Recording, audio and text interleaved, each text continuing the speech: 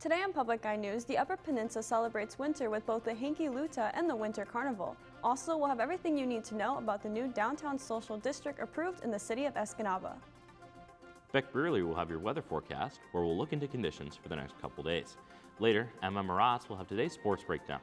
I'm Luke Niddle. And I'm Bianca Kroll, and this is Public Eye News.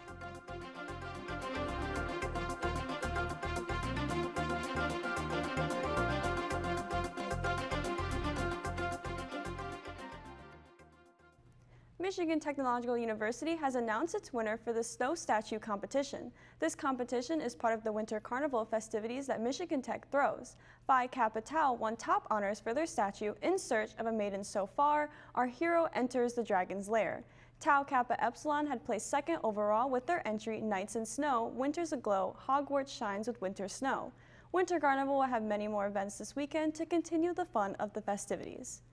And the city of Negaunee is set to host the Hanky Luta Festival. This festival is an unforgettable experience in celebrating the heart of the Upper Peninsula. There will be family-friendly activities and snow sports for everyone. Live music will be played from musicians in the region with their talents. Downtown Negaunee participating restaurants will have specials just for the festival. There will also be a tunnel of lights to catch a picture of the festival. Tomorrow night, fireworks will be shown over Teal Lake for a beautiful show. Parking is free throughout the city of Negaunee and will be marked for the event. The city of Escanaba has approved a social district to be established in the downtown section. The move comes as the state of Michigan passed legislation intended to jumpstart economic activity for hospitality businesses. The law allows on-site sale and off-site consumption of alcohol in designated parts. For businesses with the proper licensing, the social district distinction allows for plastic cups with the business logo and a social district Escanaba logo on the sides. For restaurants and other shops to qualify to participate, they must be in good standing with the city of Escanaba and the state of Michigan.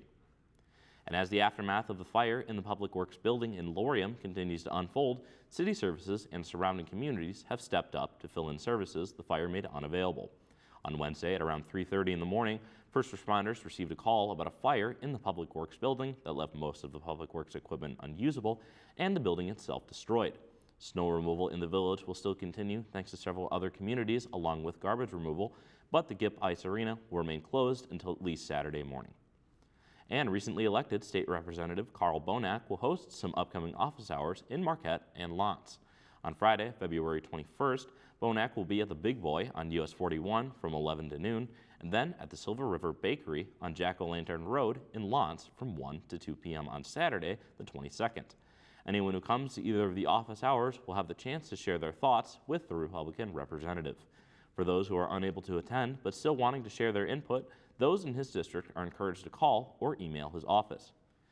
And a deadly strain of bird flu is taking a significant crack at the nation's egg supply, and now some Americans have their own solution: raise chickens at home. To take us inside the backyard chicken trend, here's CBS News correspondent Naomi Ruckham. From this feed store in southern Florida, baby chicks are flocking to new homes. Alexis Gutierrez is bringing home 4 chicks, which will be shelling out eggs within weeks. When I had the eggs before, I would find at least 3 eggs every morning from each chicken. The rise in raising chickens started during the pandemic, but is now seeing a resurgence because of soaring egg prices due to the bird flu.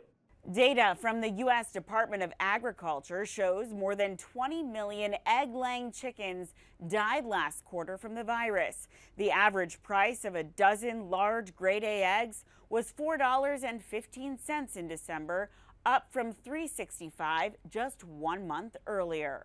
And that is taking a toll on everyday Americans, along with restaurant owners. All your breakfast restaurants and stuff are going to be feeling the brunt of that.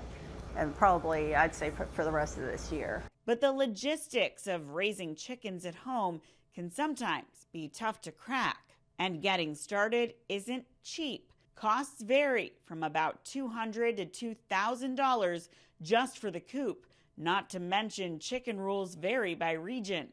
Add on feed, waterers, and that priceless TLC, most egg lovers will keep scrambling to get their weekly dozen from the local store. Naomi Ruckham, CBS News.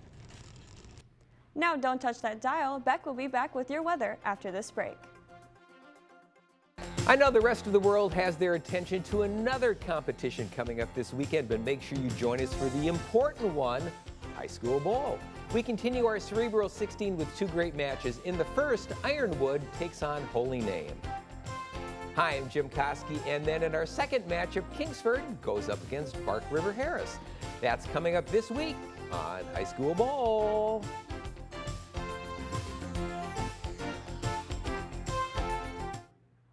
Hello and welcome back. My name is Beck Brearley and I will be giving you your Public Eye weather report. Taking a look behind me at the rooftop campus cam, the Academic Mall is looking gorgeous. A little bit of activity, but let's take a look at your conditions around the UP. Starting off in Houghton, it is 23 with cloudy conditions. In Ironwood, it's 24 and sunny. In Iron Mountain, it's 22 and sunny. And down in Menominee, same sunny skies and a current temp of 20. Taking a look at the eastern side of the UP, in Escanaba, it's 22 with partially sunny skies. In Manistee, it's 20 with cloudy skies. Over in Sault Ste. Marie, it's 23 with the same conditions. And back in our lovely Marquette, it is 23 and partially sunny. Taking a close look at our conditions, we can see winds coming out of the west-northwest at 11 miles per hour with a barometric pressure of 30.02 inches and falling. Tonight, we can see cloudy conditions with a low of 15, winds out of the west-southwest at 10 miles per hour, and our moon phase is a waxing gibbous.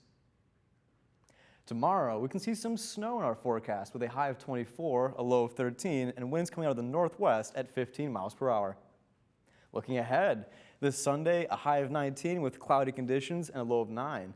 This Monday, a high of 21 with partially sunny skies and a low of 2. And this Tuesday, a high of 10, partially sunny skies, and a low of -3. That's all I have for weather. Back to the desk. Thank you, Beck, for that weather update. It's looking like it's going to be a little cold, so bundle up. Now moving into our statewide news. Upper Peninsula school districts are part of one of the many schools receiving $2.4 million in federal grants. This grant was awarded by the Michigan Department of Education. This grant is vital to expand mental health services and provide additional support for states and districts with positive school environments. State Superintendent Dr. Michael F. Rice said this is making schools safer and more supportive for students. This grant also helps to train teachers how to provide those services for students. The UP schools are Coffee Country Intermediate School District with $32,000 and Copper Island Academy with over $3,000. Funds have been made available from October 1st, 2024 through September 30th, 2026. And Attorney General Dana Nessel has launched a website to help those with victims' rights. This webpage is designed to educate crime victims of their rights and guide them through the legal process once a crime is reported. The website will serve as a cohesive resource and provide critical information to those affected by the crime. Nessel said that she wants to ensure those victims have access to support and information as needed. This is one of her goals as Michigan Attorney General. The website provides a list of victims' rights, statewide victim support services, and resources within the Department of the Attorney General, information on crime victim compensation, guidance on victim advocate services, and an overview of the legal process for felony and misdemeanor cases.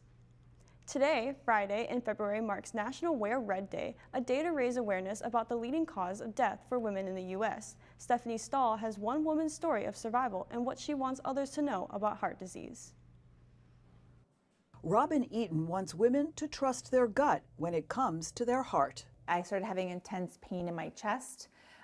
My arms were tingly and my back hurt. In November 2023, the 46-year-old called 911. Responding paramedics said her vitals and EKG were normal and she wasn't having a heart attack, so she didn't go to the hospital.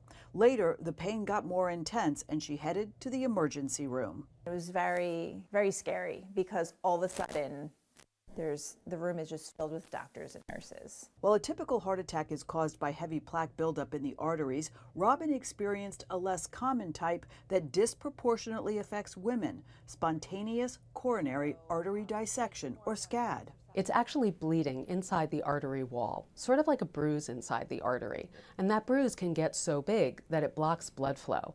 When the heart is not getting enough blood flow, there can be damage. Dr. Harmony Reynolds at NYU Langone Health wants other women to follow Robin's example. When there's chest discomfort or another symptom that you think might be heart attack, and it's going on for 10 or 15 minutes or more, we need to call 911 and get to a hospital. I just run a 5K the week before. I was the healthiest I've been in years. Tests showed Robin has a condition that increases her risk for SCAD, and she was treated with medication and cardiac rehab. Had I just listened to the paramedics, my kids would have come home and I would not have been here today. You know your body best. She's sharing her story as part of the American Heart Association's Go Red for Women movement and says she's maintaining a healthy lifestyle to continue healing.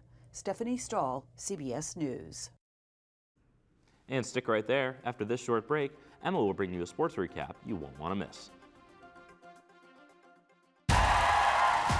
When you put voices together, there's an energy in the air. Keeping Black traditions alive, it's so important. The story was meant to be told. This feels so good.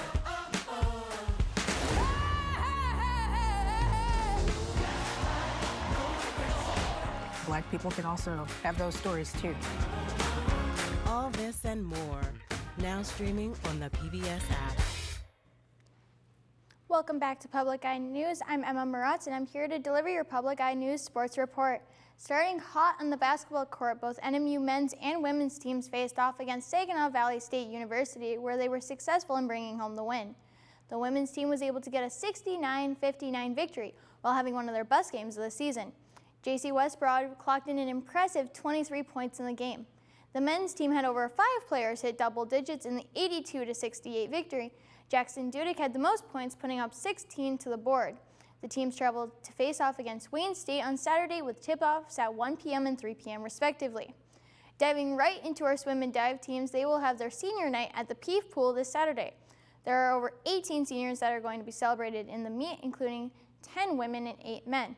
This meet will be the first time that NMU will face off against the LSU team, as this is their first competition competing. Following the meet, the team will travel downstate to Holland, Michigan for the GLIAC Championships. This is the last home meet of the season, and it will begin at 1 p.m. Finishing off in the ice rink, the Wildcat hockey team is going to close out the Capo Cup series with the second series against Lake Superior State University. The Capo Cup is the trophy given annually to the winner of the series between the matches of Northern Michigan and LSSU. The Wildcats are hoping to rebound following their losses last weekend to Bowling Green. One player to watch is Captain Tanner Latch, who is hoping to continue his hot streak before the end of the regular season. Puck drop tonight is at 7:07 p.m. and tomorrow at 6:07 p.m. beginning at the Taffy Abel Arena here at the Sioux. That's all I have for sports. Back to the front desk. Thank you for that sports update, Emma. Bianca, how are you feeling about the hockey team this weekend? I'm really hoping we capture that Capo Cup. I want to see a win again. I saw it my freshman year, and seeing it my junior year would be amazing. I think we could pull it off, and I'm hoping we really do. But I do hear you have 2 more stories for us. I do. NMU, the Department of Music students and faculty members will perform together in a piano duo concert this Saturday at 11 a.m. The concert will take place in the Reynolds Recital Hall with a light reception to follow. Admission is free for everyone. And with My Way Friday well underway already, there are still 3 more events for students to attend. At 6 p.m., the Northern Money Games will kick off, and then at 7, the 28th annual drag show will take place in the Northern Center Grand Ballroom. Finally, at 8 p.m., Gladiator 2 will be shown by Campus Cinema. Well, it seems like an action-packed day already. Are you planning on going to anything else this evening? I am definitely going to go to that drag show. I'm getting there at 6. I'm making sure I get my seat and get everything that I want to see. Any events you were attending this weekend? I think I might have to go check out Gladiator 2. You know, I've been itching to go see it, and Campus Cinema's showing it. I believe it's only $1 to go, so why not? I mean, and even with concessions too. And that's all the time we have at Public Eye News. I'm Bianca Kroll. And I'm Luke Middle. And we'll see you next week.